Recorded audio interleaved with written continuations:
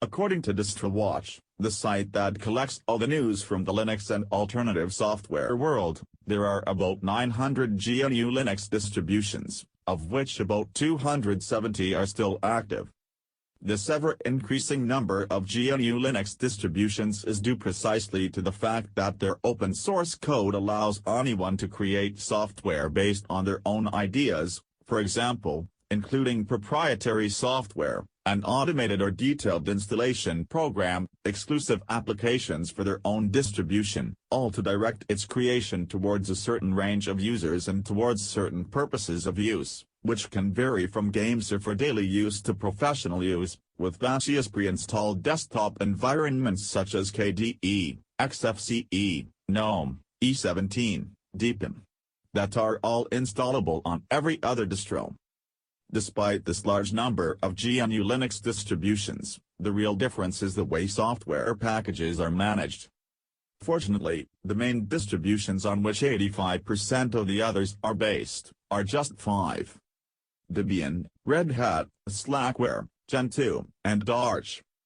From here it is possible to deduce that by learning the management of the packages of one of them it will be possible to manage any derivative of the branch that we have decided to study. However, for every basic distro exists an easier-to-use derivatives from where everyone can start without problems. Here, in detail, are the 5 most important GNU Linux distributions and their most famous derivatives, in chronological order. Slackware, the dawn of the Linux world. Slackware, born in 1993 on the development of the Linux kernel, boasts the primacy of longevity in the world of GNU Linux distributions, stll active, being the oldest. For Slackware the user must have total control of his machine.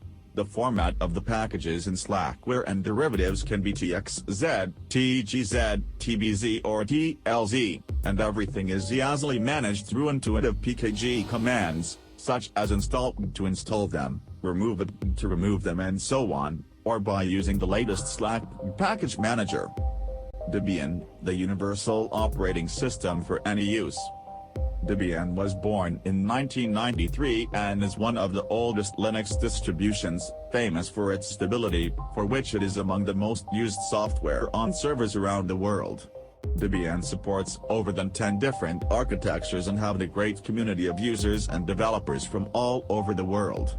The Debian philosophy wants to include only free software by default in the main repository. However, it is always possible to activate extra repositories in order to add more non-free software to the already existing 50,000 packages already available. More than 35% of all Linux distros are based on it, and for them all the package manager is apt and packages format is deb. Among the most famous and easy-to-use derivatives, here are listed my top 7. Ubuntu, by Canonical, released with various versions depending on the desktop environment, and on which are built many other Linux distros. Linux Mint, derived from both Debian and Ubuntu, it is configured to be easier to use than Ubuntu. MX Linux, incredibly easy to use with many dedicated and exclusive applications pre-installed and a big community. Zorin OS, with its Windows-style interface to make easier the passage of its users from Windows. Elementary OS, with its MacOS-style interface for MacOS users. Kali Linux, a live CD distro for penetration testing and network security research, then it is not for common use. Knoppix, a live DVD for educational purposes and data recovery, with all integrated drivers to make it working everywhere from a DVD or a USB stick. Red Hat, Linux for companies and new technologies. Red Hat was born in 1993 as an open-source distribution. Today is known as Red Hat Enterprise Linux, or more briefly RHEL. Fedora is the open-source distribution where real softwares are tested before being released. Fedora has a reputation for focusing on innovation, immediately integrating new technologies and working closely with Linux communities. CentOS, the free and open-source version of RHEL, albeit with less updated software, but it is ideal for anyone who wants to learn how to use Red Hat. for all these distributions, the currently default package manager is DNF, replacing yum in the software package format is RPM. Gentoo, the school of Linux developers and enthusiasts. Gentoo, born in late 1999 with the name of Enoch and then changed its name in 2002 to that of the fastest penguin among swimmers. The name fits perfectly, since this distribution is structured for several architectures and guarantees each one a unique stability. If you thought that installing Slackware or Arch was difficult due to the software configurations, know that to install Gentoo you must build every single package and even the kernel. Gentoo is perfect for the machine on which it is installed. This distro is for real enthusiasts and for those who want everything perfect for its machine. But don't be afraid. The Sabayon installer also includes all the proprietary drivers the user might need and a pre-installed graphics package manager. The package manager in Gentoo is Portage, which is also the heart of the distribution, and you can build the software from sources with it. Arch Linux, a distro that points to the future. Arch Linux, born in 2001 and strongly inspired by Slackware, is known to be among the lightest and most configurable Linux distributions.